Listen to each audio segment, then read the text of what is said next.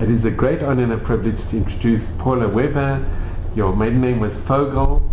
And Paul, if you could tell us a little bit about your side of the family and your dear husband's side. And it's a most incredible story. Well, I'm very happy to. I don't have any direct memories of the war because I was a baby, etc. But my mother was born in America, and my father's family came over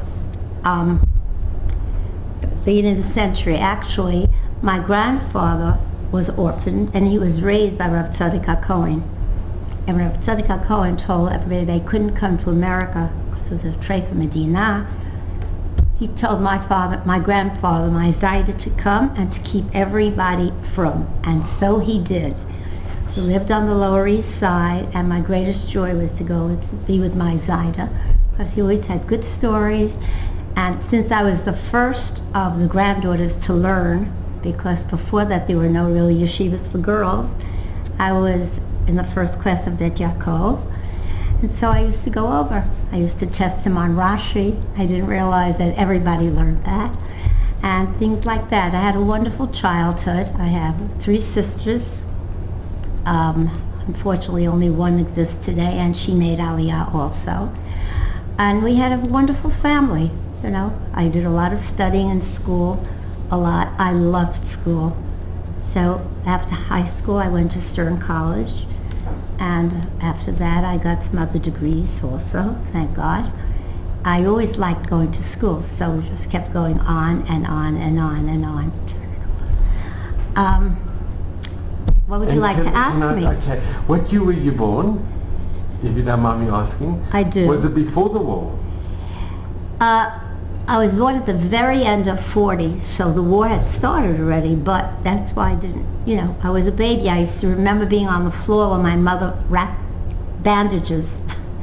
And I also remember that once a week, she emptied a large dresser, and she packaged food for the uncles who were in the army, because there was no kosher food in those days. So those are the memories I have of the war. Did you speak Yiddish at home? Or? No. No. I never learned Yiddish till I picked it up later. We spoke English. My mother everyone said had the best Yiddish, and she was born in America. She picked up languages. Now, we spoke English, all the time. And most of your friends were Jewish and from? Of course, all my friends were Jewish. All my friends. I started kindergarten at 4 years old because they needed children to start the school. I was supposed to be in kindergarten for 2 years, but I don't know. Maybe I was naughty. They pushed me up to first grade. And you were on the Lower East Side? Yes. So that's where Reb Moshe Feinstein were, yes. The great Rabbonim? Yes, all of them. And you remember the atmosphere? I do. I remember.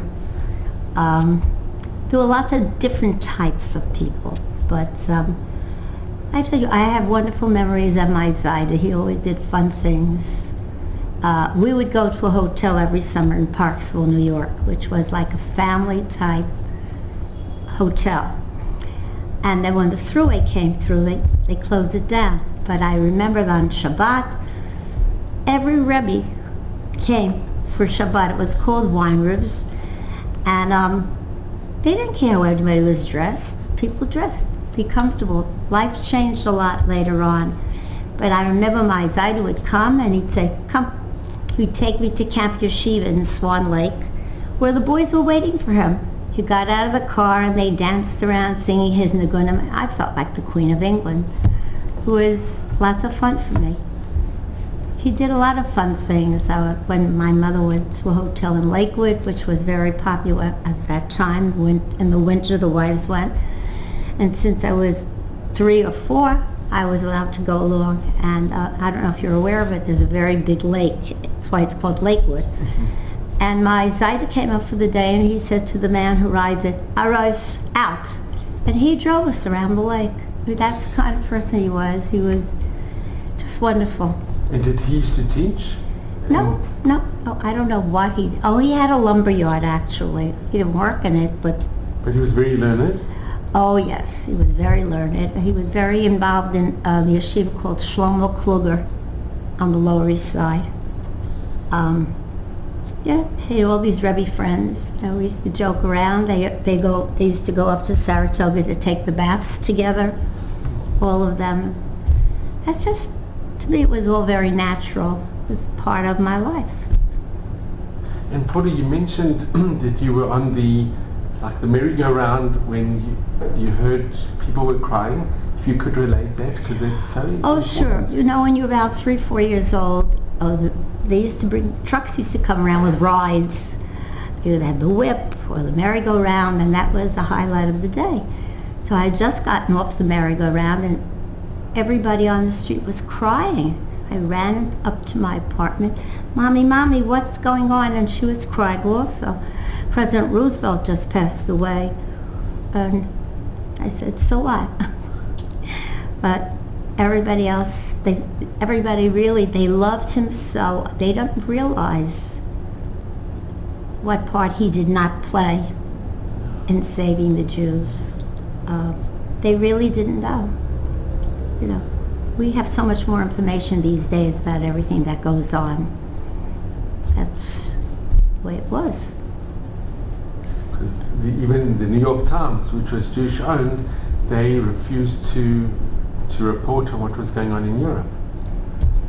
Unfortunately, Did your family know what was happening in Europe? No, they did not know. They just knew there was a war. My dad was part of the National Guard, so he would, you know, guard the boats at the dock when he was called. Well, maybe they knew more than they told me. I was a little girl. But I told you, the war was my mother was packing food packages to send, and she would be wrapping bandages, and other than that, I didn't know anything about any of these things. And Paula, did you have family that was left behind in Europe? No. Most of your family Very had- fortunate. They had already come to America. Yes, because Rav Tzadok told my father. And my other grandfather was actually Machatanim. They came from the same shtetl. And they came, as I said, my mother already was born in America, so. But the families knew each other. They were like 6 or 7 cousins. And your family had a very close connection with Reb Moshe Feinstein? My Zaida Fogel, yes, was very close to him. And I remember when my Zaida died, Reb Moshe was the one who was maspid him. Sure. Yeah. Hashem. And your husband was born in Antwerp. And you have a Antwerp, picture Belgium. of Here's your a husband? picture of him. He was the little prince. And he was, yes, we actually went back to Belgium at one point because his uncle made a wedding in Brussels. And we were told that Brussels is not a place to be for Shabbos. So we made all kinds of arrangements for us to go to Antwerp. And it was so important. We had a friend in Long Beach who had a beautiful apartment there, all over the world. He said, Paula, you have to go. And it's true, because before we went on this trip, my husband never thought of himself as a survivor. Only his parents were. But here we went. He said, oh my God, that's the kindergarten. And he was talking to himself, actually. That's where the soldiers lined up. And we went around looking for his shul because there are no signs. And somehow got to one shul that was locked, and he looked at it. I could see in his eyes, I better get in there. So we actually woke up the man who was upset, but when he heard in my broken Yiddish how I try to explain this is where his father used to carry him as a baby, he smiled and everything. And my husband couldn't speak. He just was quiet and everything. But a few months later, he was honored by Yeshiva University with a service award. Well, we usually bounce our speeches off each other. I speak, and I kept saying, what are you going to speak about? He said, don't worry. I said, that's strange. You never, just let it be. And my 4 my children were in the audience, and so was I, and he began speaking. And he said, as a survivor, and 4 heads bounced up. I realized how important it had been that we went back to Antwerp, because it was important for him to realize that with not only his parents who suffered through all those things, but he too. Anyway, so. And you have a picture of your father-in-law? Yes, my wonderful father-in-law. And this picture of your husband as a baby, it's The little prince. He was treated that way his whole life. it's amazing. But your husband came from very Khosheva lineage. Yes, he did. So did So I. you have in your home. Yes, this is the Limner roof. This is one of his great-grandfathers. We don't have pictures of the others, and actually he doesn't like me to tell about any of these things. I think it's all very good. And your It's family also. Oh, yes. Can you just tell us a little bit about who? I just know that we come from a Tosfos Yom Tov, Lippman Heller. I know. And another one of my relatives told me also we were descended from Rashi. Actually, these are relatives who lived here. You know, there are two sides. There's a mother's side, grandmother's side, grandfather's side. So there were really a lot of yichus, but we don't talk about them because the important thing is yichus atzmi. That's so true. You hear stories where amazing yichus and then the children. But Yes, but Baruch Hashem, I thank Hashem for all the brachas He's given us. You know, I see through the ages. And what type of work did your husband do? He was an attorney, and he was very, very active in many, many communal organizations. He helped found COPA, which is a legal association of Jewish lawyers. My husband was very active in the OU. He never wanted to be president, so he was chairman of the board for 6 years. They changed that. I don't really like to talk about it because he was very modest and he would be very annoyed if I told you all the things about him. But just let's say he was a very, very good, wonderful person. Did he have a connection with Nathan Lewin? They probably knew each other, Mhm. but I don't think they worked together. Okay, and you have now donated the most amazing connection to Yad Vashem. Can you tell us a little bit about why you donated and what did you donate? Well, I finally decided that my father-in-law, who was so wonderful, I thought that his story should be told because nobody else had a story like it. Everybody had. This one escaped this one, but not my father-in-law. He took his family from Antwerp to Lille, where I think my great-great-grandmother died, and they went on to Spain and Portugal. But my father-in-law decided that since they were fascist countries, Hitler might get there too. So they took a vote to South Africa, but they could not get visas. So they wandered through Africa until they settled in Portuguese Mozambique, which is neutral territory. Now, my father-in-law, as I said, was probably the most elegant person I ever met. He tended bar there to support his family. It was a very, very active bar. But my father-in-law spoke many languages, and so he was able to take care of everyone. But in there was Malcolm Muggeridge and Huntington Hartford, who headed the OSS at the time. And they saw this Jewish man who could speak all these languages. So they enlisted him, his aide. They would give him the diplomatic pouch, which was going to Berlin in the morning. And he and my mother-in-law translated it. They got it back before dawn. And then afterwards, they took him completely into their spy network. And he did a lot of things. My husband tells me as a little boy he had a very big bodyguard, Stan Gonzalez, who stood outside the house to guard it. And ultimately the Germans complained, so they had to leave. But we have all these letters and things, the letters that say, please give safe passage to the Webers. And even have a letter to my father-in-law when he finally got to Haifa, Max, would you like to continue working for us? And my father-in-law said, I worked for the British to get here, but now I will not work for the British in Palestine. So he didn't.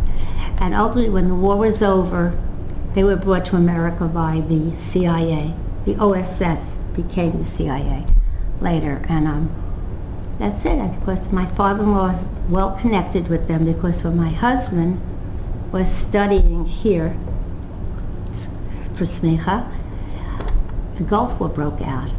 And my father-in-law called the State Department and he said he wanted his son home.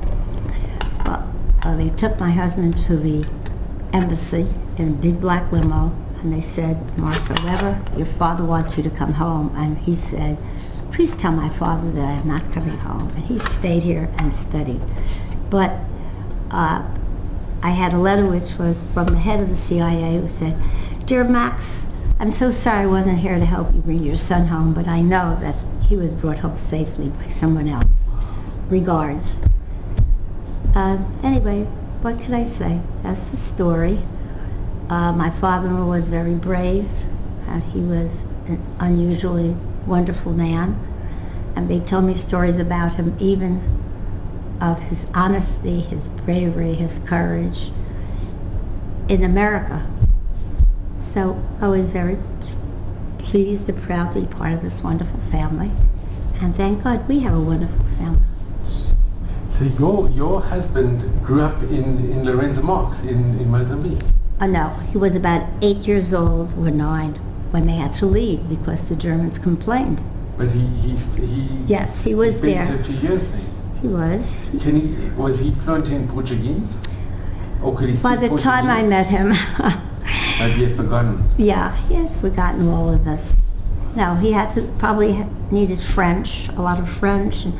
No, by the time we met, it was much later. He was already totally integrated into American society. He went to yeshiva, and went to yeshiva, went to law schools. He was an important human being. And he decided to study smicha later on? Oh, sure. He wanted to learn, very much so. And where did he get smicha? He got from Rav. I have them here, actually. Got them from the head rabbis here. He didn't want me to take them when we made Aliyah. But I said to him, you're wrong. I'm going to take them and hide them so I could show them to our grandchildren so they should be inspired. Who was the head rabbi for a long time? It was Rav Goren. Yes, Rav Goren signed one of the smichas. Yes. He was Yora and Yodin.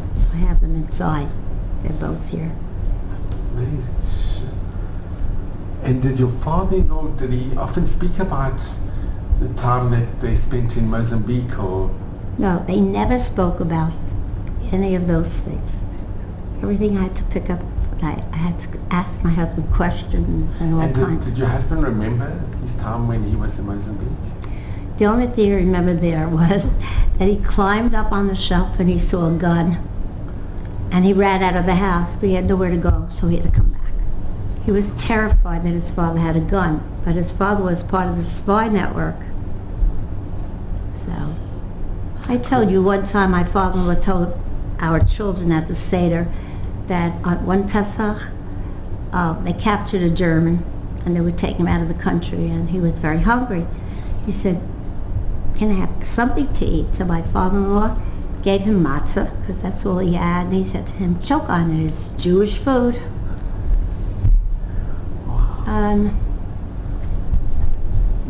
I only found out the same things that my children found out. That's incredible. And when you approached Yad Vashem, they must have been extremely happy to... Yes, I went there with my daughter-in-law. They had many, many documents, which proved, which authenticated the stories over and over again. And I guess the biggest proof was when the State Department tried to bring my husband home when he was learning here. Showed how closely connected my father-in-law had been. And then everybody spoke so highly of him. He became a diamond dealer, and everyone said to me, "Oh my God, Max Weber's son? He doesn't have to sign any papers, anything. His word is enough for anyone." And I didn't know these things when I got engaged to my husband, but then I found out. I was very proud to be part of such a wonderful family. And Paula, can I ask, your husband's family that left Antwerp, were they part of the family that remained in Belgium? There were Or in others. There were others. He left with his sister and his grandparents.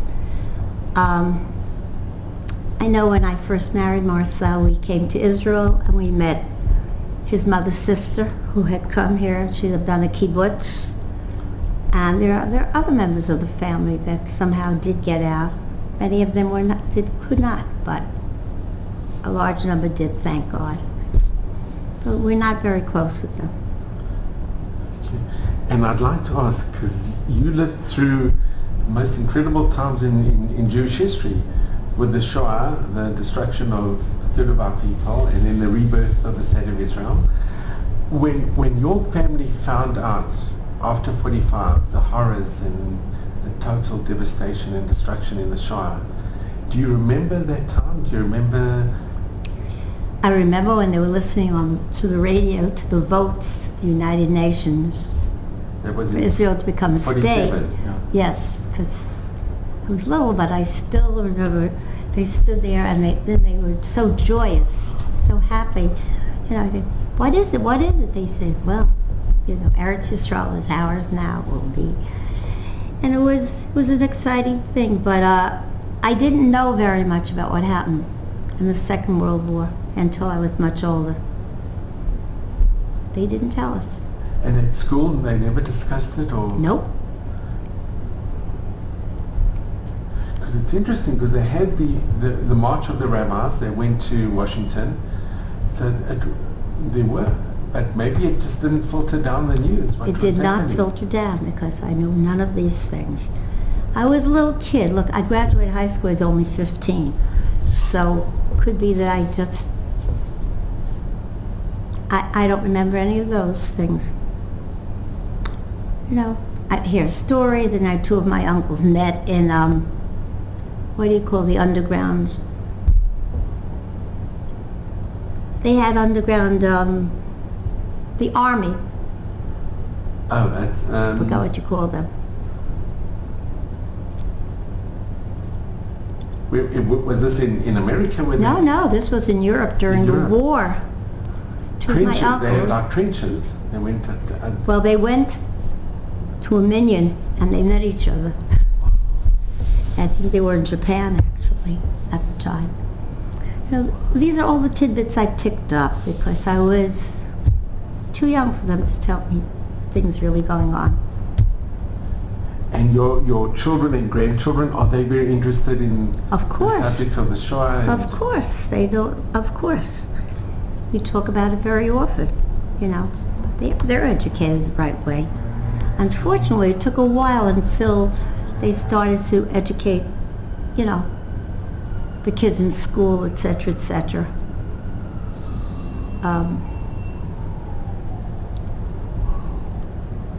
It depends. I don't want to. Okay, so I would like I'll to just tell you ask you, afterwards. Paula, if I could ask you, what message do you impart to your children, grandchildren, and our great-grandchildren? Because you really have witnessed, you lived through the time of the Shoah. You were a little child, but you did live through that period, and then you lived through the rebirth of the State of Israel, and you've seen the miracles. So yes. you've seen the most incredible part of Jewish history. Well, I relate to my children, my grandchildren, my great-grandchildren. The whole idea is that we have Hashem, and we have a God who is there for us always. And this is the way all the terrible things happen, and He still guards us because we're still here. We have to have full faith and full emunah. I believe very strongly that you have to hold on to a certain rope. Tzur chevli, that chevel connects you to God, and that chevel gets you through all the aggravations and things you have to go through. I know that's what helped me get through my husband's Petira. And it's there. You say it every morning. Everybody sings Adon Olam, and it says there, Tzur Chavli B'Yetzara. That chevel, that rope, is always there. Just reach for it. I used to tell my students, at night, night light is out, and you wake up, don't start screaming. Just pick your head up. There's a rope there. It will pull you up. Don't be afraid. And that represents emunah. That's the most important thing a person could have. You have to have emunah and believe that everything is done for a purpose. We don't always understand, but we still have to believe. Oh, that's such a beautiful message. That's the way I feel. Well, I want to thank you, because I'm so incredibly grateful. So if I can take this opportunity to thank you so much. This is the first time you're doing this. Yes. And I think you are so natural, and it's so incredible. But the story and your husband, I wish I would have met him, because he was wonderful. Seemed amazing, from such an incredible family. But you've continued carrying the torch. You've imparted this to your children and grandchildren and great-grandchildren. And you should just have nachas and only all of Hashem's blessings at Me'evesrim in good health. Thank you so much. And I'm extremely grateful to you. Okay, I hope this comes out all right. Judy Frankel. It's okay. That's wonderful. No, that's really lovely. It was very nice meeting you, and I hope that Paula, your message is so beautiful, and it's so profound, and it's so important. And I think what your family has gone through to be in Mozambique, where there's nothing there. I've been there. I told you my father-in-law was my hero.